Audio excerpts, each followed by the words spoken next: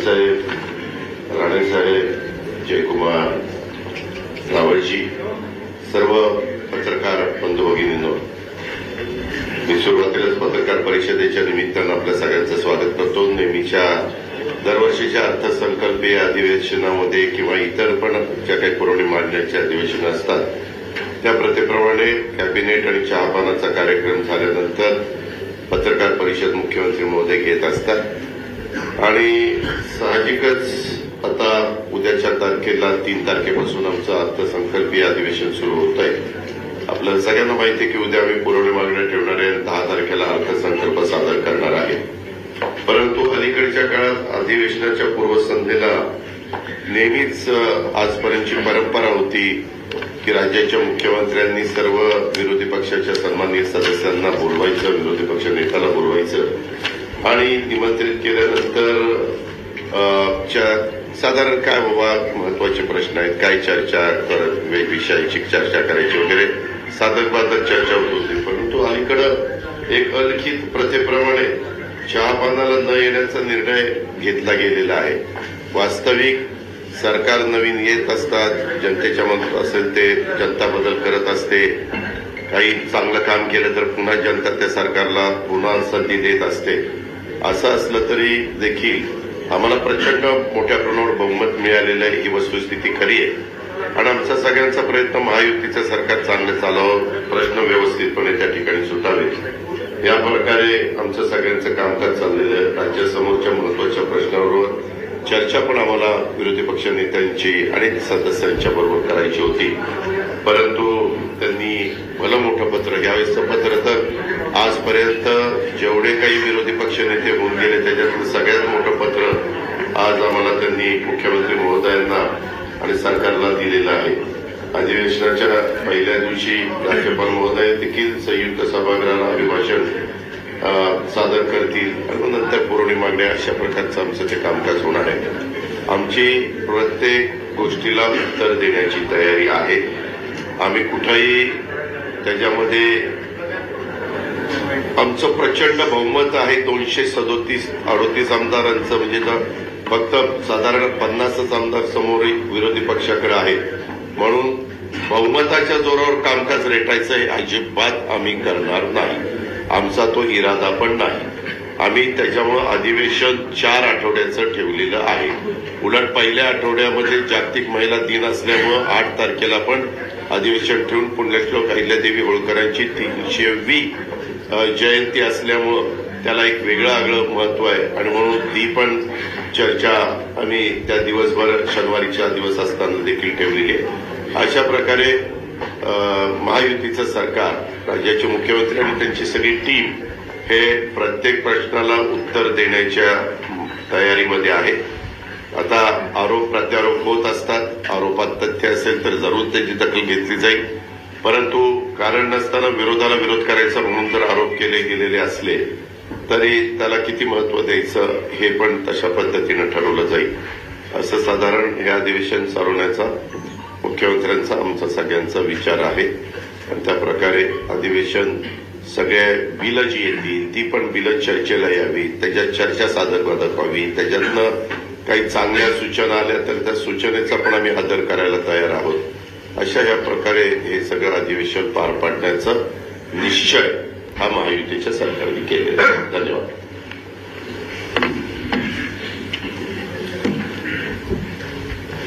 आजच्या पत्रकार परिषदेत उपस्थित राज्याचे मुख्यमंत्री देवेंद्र फडणवीसजी, आमचे उपमुख्यमंत्री अजितदादा, सर्व मंत्रिमंडळातील सहकारी आणि पत्रकार मित्र, उद्यापासून अर्थसंकल्पीय अधिवेशनाला सुरुवात होतीये आणि या सरकारचं हे महायुती सरकारचं दुसरं अधिवेशन आहे आणि त्यातला हा पहिला अर्थसंकल्प आहे. सरकारची टर्म नवीन असली तरी सुद्धा आमची टीम जुनीच आहे. फक्त आमच्या दोघांच्या खुर्च्यांची बदलाबदल झाली. अजितदादांची मात्र फिक्स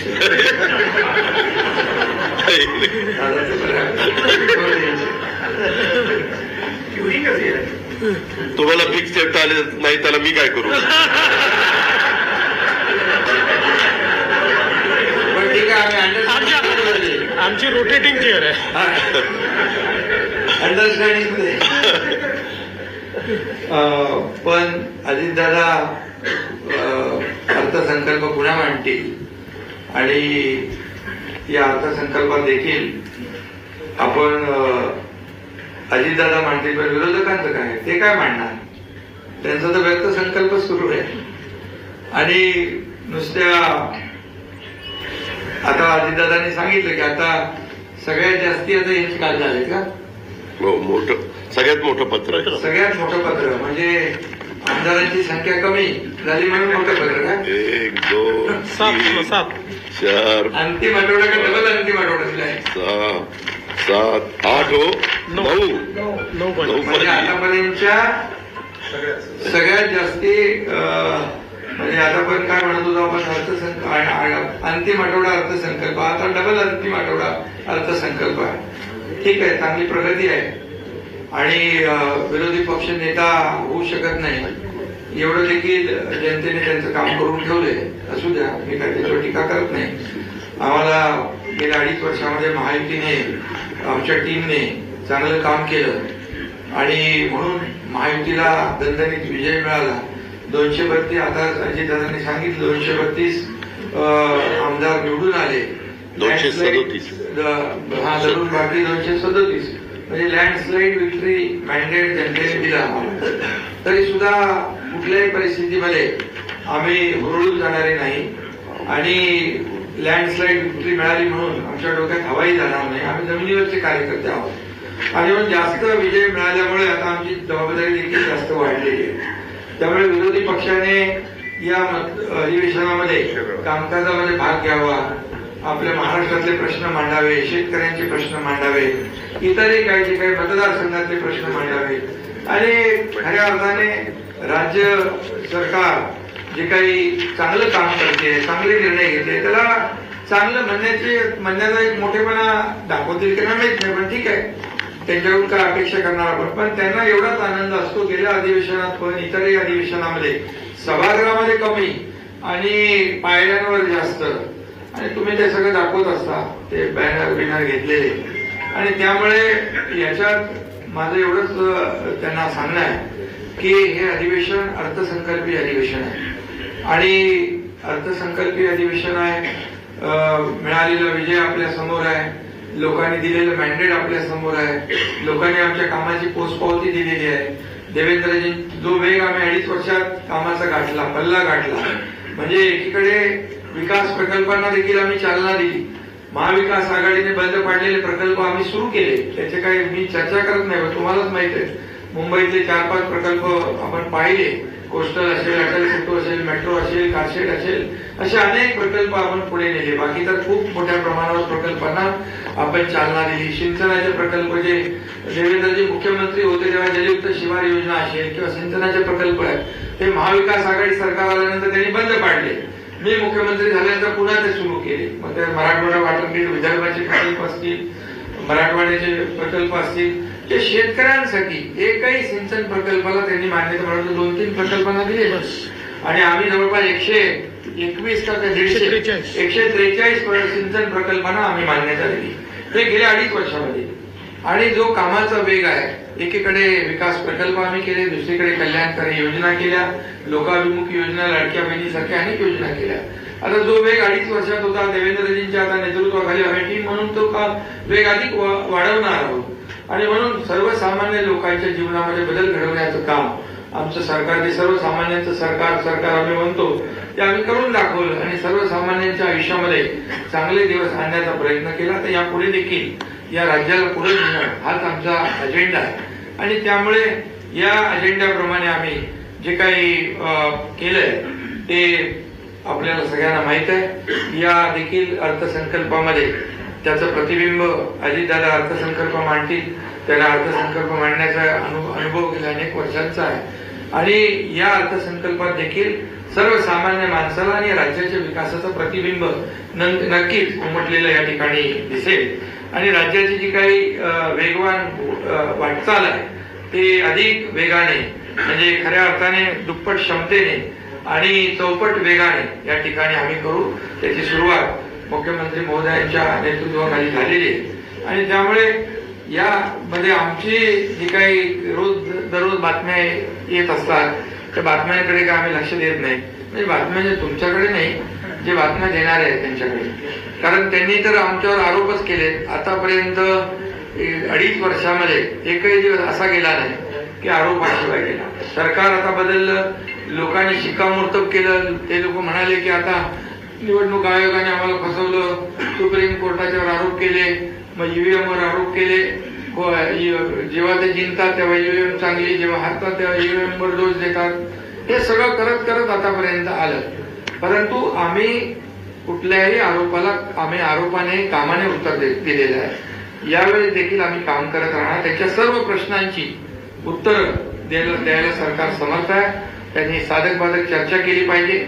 आणि या ठिकाणी या जनतेसाठी आपण जे काय अधिवेशन घेतो त्यांना आपल्याला न्याय दिला पाहिजे. आणि बाकी चहापानाच्या वर तर त्यांनी नेहमीप्रमाणे बहिष्कार घातलेला आहे. परंतु चहापान म्हणजे एक संवाद असतो, चर्चा असते. परंतु विरोधी पक्षाने तो कायम आपला जो काय हट्ट आहे तो कायम ठेवलेला आहे. मुद्द्यांवर त्यांनी चर्चा करावी, काही प्रॉब्लेम नाही. परंतु सूड भावनेतून, द्वेष भावनेतून टीका केली तर त्याला देखील तसंच उत्तर दिलं जाईल. कारण शेवटी एक मर्यादा असते टॉलरेट करण्याची आणि प्रत्येकाची एक सहनशीलतेची क्षमता असते. त्यामुळे विकासाच्या बद्दल बोलावं, राज्याचा विकास सुरू आहे, विकासामध्ये त्यांनी सहभागी व्हावं. तेच रडगाणं गाण्यापेक्षा आमच्यासोबत विकास गाणं गावं. आम्ही त्यांचं स्वागत करू. कारण शेवटी विरोधी पक्ष आणि सत्ताधारी पक्ष जे आहे ही रथाची 2 चाकं आहेत. आम्ही विरोधी पक्षाला कमी हे मोजत नाही किंवा त्यांना अंडर एस्टिमेट पण करत नाही. त्यांची संख्या जरी कमी असली तर शेवटी आम्ही नाही केलं, ते जनतेने केलं. जनतेने हे सगळं जो काही निकाल दिलेला आहे ते म्हणाले जनतेच्या दरबारात जाऊ. आम्ही जनतेच्या दरबारात तेही गेले, आम्ही गेलो. आणि मग आमचं म्हणाल किंवा अजितदादांचं म्हणाल तर आता खरी शिवसेना आणि खरी राष्ट्रवादी याच्यावर जनतेने शिक्कामोर्तब केलेलं आहे. त्यामुळे मला या ठिकाणी जास्त काही बोलायचं नाही. तर मला एवढंच सांगायचं आहे की ज्या काही बातम्या मुद्दामून या ठिकाणी पेरल्या जातात त्या आम्हालाही कळतात आणि ज्याच्याशी कोणाचा संबंध नाही त्याचंही नाव जोडलं जातं. आणि म्हणून तुम्ही पण एक बाजू ऐकून तसंच तुम्ही बातम्या देत असता. त्यामुळे काय, जे ज्यांच्यावर विश्वास नाही लोकांचा, ज्यांची विश्वासार्हता संपलेली आहे ते खोट्या बातम्या देतात आणि तुम्ही खोट्या बातम्या छापता. त्यामुळे खरं म्हणजे एक लोकशाहीमध्ये एक चौथा म्हणजे तुमचा खरं म्हणजे पत्रकारिता हा चौथा स्तंभ आहे. आणि त्याच्यामुळे तुमच्यावरती देखील विश्वासार्हता कमी होऊ नये असं आमचं मत आहे. त्यामुळे आपण देखील बातम्या ब्रेकिंग न्यूज वगैरे हे सगळं आपण करतो. पण तुम्ही ब्रेकिंग न्यूज किती दिले तरी आमच्यामध्ये काय ब्रेक होणार नाही. त्यामुळे ते होणार नाही. आणि कोल्ड वॉर कुठलं काय, कुठं आहे का काय, उन्हाळ्यामध्ये कुठं कोल्ड वॉर असतं. तिथे सगळं थंडा फुसफुस आहे आणि काही नाही आमच्यामध्ये काही बिलकुल. का आमचा अजेंडा काय, आमचा अजेंडा खुर्ची मिळवणं नाहीये. आमचा अजेंडा काही सत्ता मिळवणं किंवा स्वतःचा स्वार्थ साधणं नाहीये. आमचा अजेंडा ठरलेला आहे की या महाराष्ट्रातल्या जनतेला काय मिळालं पाहिजे. आम्हाला काय मिळालं यापेक्षा महाराष्ट्रातल्या जनतेला काय मिळालं हा मोठा विषय आहे. आणि त्यामुळे महाविकास आघाडी आणि महायुतीमध्ये हा मोठा फरक आहे. आणि त्यामुळे तुम्हाला आमची विनंती एवढीच आहे की थोडी शहानिशा करून आपण जर बातम्या दिल्या तर खूप त्याचं माणसामध्ये देखील आपली जी प्रतिमा आहे मीडियाची ती देखील चांगली राहील. कारण शेवटी ती एखादी बातमी दिल्यानंतर तुम्हाला परत ती दुसरी बातमी, खरी बातमी छापायला लागते, खरी बातमी दाखवायला लागते. त्यामुळे एवढंच आमची विनंती आहे. आणि कुठं चुकलं तर तुम्ही सांगा ना बाबा इथं चूक आहे म्हणून.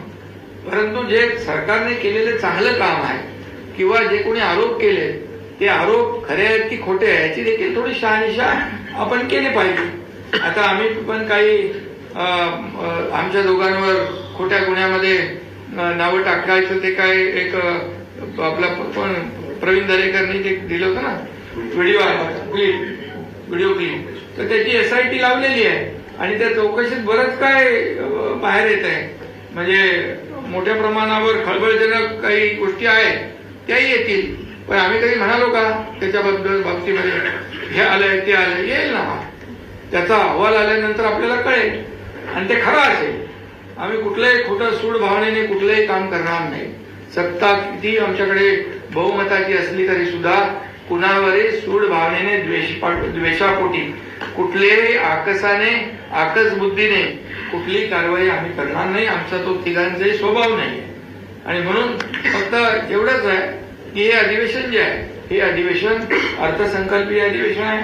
या महाराष्ट्रातल्या तमाम जनतेच्या दृष्टीने महत्वाचं आहे. कारण महाराष्ट्रातल्या तमाम जनतेने महायुतीला भरभरून एवढं दिलंय की आता आम्हाला त्यांना त्यांच्या ऋणातून उतराई व्हायचं आहे. त्यामुळे आम्हाला काम करायचं आहे आणि काम करण्यामध्ये विरोधी पक्ष जर आला सोबत सहकार्य केलं तर चांगलं आहे.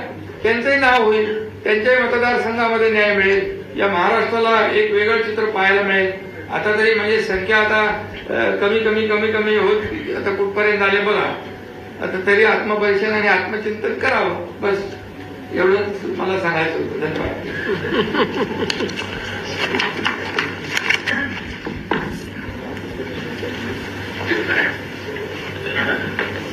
माननीय उपमुख्यमंत्री शिंदे साहेब, माननीय अजितदादा पवार, मंत्रिमंडळातील आमचे सर्व सहकारी आणि पत्रकार भगिनी बंधूंनो, सर्वप्रथम आज रणजी ट्रॉफीमध्ये विदर्भाच्या संघाने केरळवर मात करून रणजी ट्रॉफी आपल्या राज्यामध्ये आणली त्याबद्दल मी विदर्भाच्या टीमचं सर्व प्लेयर्सचं अतिशय मनापासून अभिनंदन करतो. राज्याचं अर्थसंकल्पीय अधिवेशन 3 ते 26 मार्च या दरम्यान या ठिकाणी आपण करणार आहोत आणि मला असं वाटतं की हे तसं नवीन सरकारचं एक प्रकारे पहिलंच अर्थसंकल्पीय अधिवेशन आहे. आणि जसं दादांनी सांगितलं की आम्ही कुठेही अधिवेशन आटपून टाकावं अशा मानसिकतेत न राहता त्या ठिकाणी नीट 4 आठवड्याचं अधिवेशन हे आपण आयोजित केलंय. आज ज्याचा उल्लेख या ठिकाणी झाला की विरोधी पक्षाने एक 9 पानाचं पत्र दिलेलं आहे. त्याच्यामध्ये 9 नेत्यांची नावं आहेत.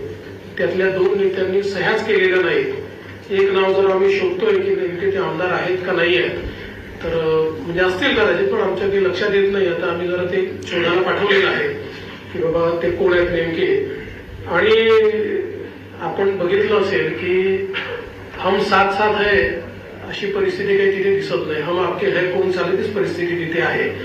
कारण काँग्रेस पोचलीच नाही. अर्थात जेवताना आली असं आम्हाला समजलं, पण वेळेवरपर्यंत काँग्रेस आली नाही. रोहित पवारांनी काहीतरी ट्विट केलंय, मला वाटतं त्यांनी पण काहीतरी आपली काय नाराजी व्यक्त केली आहे. पण वडेट्टीवार नाही, नाना पटोले नाही, जयंत पाटील नाही, कोणीच नाही. त्याच्यामुळे एकूणच हे कशा पद्धतीनं विरोधी पक्षाचं कामकाज चाललेलं आहे हे आपण बघितलं पाहिजे. खरं तर चहापानावर त्यांनी बहिष्कार घातला. आत्ता त्यांना ही संधी होती. जेव्हा नवीन सरकार बनतं त्यावेळी पहिल्या अधिवेशनाला बाबा एक सकारात्मक चर्चा आपण करूया अशा प्रकारची संधी होती. त्यांनी संवाद स्थापित करावा असं आपल्या पत्रकार परिषदेत म्हटलं, पण संवादाचं सगळ्यात मोठं माध्यम जे होतं आम्ही त्यांना चहापानाला निमंत्रित केलं होतं, म्हणजे संवादालाच निमंत्रित केलं होतं, पण त्याच संवादावर त्यांनी बहिष्कार टाकला. म्हणजे मला याचा अर्थच समजला नाही की संवादावर बहिष्कार टाकायचा आणि संवाद साधा अशा प्रकारे त्या ठिकाणी पत्रकार परिषदेत म्हणायचं. पण मला असं वाटतं की काही हरकत नाही. त्यांनी ऍक्च्युली हे जे काही 9 पानी पत्र दिलेलं आहे या पत्रात संपूर्ण पत्र हे वर्तमानपत्राच्या बातम्यांवर आधारित आहे. तर त्या बातम्यांसोबत त्यांनी सरकारने दिलेला खुलासा जरी वाचला असता तरी 9 पानाचं पत्र अर्ध्या पानात त्यांना निश्चितपणे देता आलं असतं. पण हरकत नाही, त्यांनी पुन्हा हे सगळे मुद्दे जर हाऊसमध्ये मांडले तर आम्ही त्याची उत्तरं त्या ठिकाणी देण्याकरता तयार आहोत. 2 महत्वाच्या चर्चा आपण या सभागृहामध्ये ठेवलेल्या आहेत. 8 मार्चला पुण्यश्लोक अहिल्यादेवी होळकर यांच्या 300व्या जन्मशताब्दीच्या निमित्ताने एक चर्चा आपण ठेवली आहे, ज्याच्यामध्ये महिला दिन असल्यामुळे सक्षमीकरणाचा जो सगळा मुद्दा आहे त्या अनुषंगाने ही चर्चा एक सकारात्मक अशा प्रकारची चर्चा आहे आणि भारतीय संविधानाचं अमृत महोत्सवी वर्ष असल्यामुळे आपण एक 2 दिवसाची चर्चा ही भारतीय संविधानाच्या अनुषंगाने कशा प्रकारे आपला विकास झाला आणि संविधानाने आपल्याला काय काय दिलं अशा प्रकारची एक सकारात्मक चर्चा व्हावी. म्हणजे ते लाल संविधान करून करतात तशा प्रकारची नाही, तर माझी अपेक्षा आहे की संविधान वाचून किंवा त्यातल्या तरतुदी समजून आमचा विरोधी पक्ष देखील त्याच्यावर एक चांगली सकारात्मक चर्चा करेल अशी माझी या ठिकाणी अपेक्षा आहे. खरं म्हणजे आत्ताच शिंदे साहेबांनी सांगितलं की अलीकडच्या काळामध्ये रोज मला एक स्थगितीची बातमी पाहायला मिळते आणि मी स्थगिती दिलेली आहे असं मला रोज ऐकायला मिळतं. मग मला विचारावं लागतं माझ्या ऑफिसला की आपण कधी दिली. मग ते म्हणतात की आपल्याकडे जर अशी फाईलच आली नाही. मग मला शोधून काढावं लागतं. अलीकडच्या काळामध्ये 2 गोष्टी माझ्या असं लक्षात आल्या, मी तुम्हाला विनम्रपूर्वक सांगू इच्छितो. एक, आमच्याकडे कुठल्याही आमदारांनी निवेदन दिल्यानंतर त्यांनी काही मागणी केली असेल किंवा एखादा आरोप जरी केला असेल तरी त्याच्यावर आपण तपासून कारवाई करावी किंवा माहिती द्यावी असं लिहितो. आपण कधीच इग्नोर करत नाही. असं पत्र गेलं म्हणजे चौकशी सुरू झाली, असं पत्र गेलं म्हणजे आता त्याच्यावर स्थगिती आली, अशा प्रकारच्या बातम्या करणं हे थोडं बाळबोध आहे असं नसतं. कारण कुठल्याही वेळेस आपल्याला कारवाई करायची असेल किंवा स्थगिती द्यायची असेल दुसरी बाजू आल्याशिवाय आपण अशा प्रकारे कधीच करत नाही. आता कालचा आरोग्य विभागातला जो विषय आहे हा विषय देखील आपण समजून घेतला पाहिजे की या संदर्भात आरोग्य विभागाच्या संदर्भात जे काही केंद्र सरकारने आपल्याला पैसे दिले होते त्या पैशामध्ये आपण जी काही कामं सुचवली त्या कामांमध्ये आपण 9% पैसा हा कॅपिटल एक्सपेंडिचरवर खर्च केला होता आणि केंद्राचं म्हणणं होतं तो 5% केला पाहिजे. म्हणून केंद्राने आपल्याला कळवलं की तुम्ही प्रायोरिटाईज करून 9%च्या ऐवजी 5% करा. त्यानुसार संबंधित खात्याच्या मंत्र्यांनी आणि सचिवांनी ही माहिती मागवली की आता कुठली कुठली कामं घेतली त्यातली काय प्रायोरिटी ठरवायची. त्यामुळे ही फाईल कधी माझ्याकडे आली नाही, मी त्याच्यावर कधी बघितलंही नाही आणि मी त्याच्यावर कुठली स्थगिती दिली नाही. तर मला असं वाटतं की जिथे एखादी चूक होते असं लक्षात आलं तर मी स्थगिती निश्चितपणे देईल आणि त्याच्यामध्ये आवश्यकता पडली तर समजा खातं शिंदे साहेबांच्या शिवसेनेचं असेल त्यांच्याशी चर्चा करील किंवा दादांकडचं असेल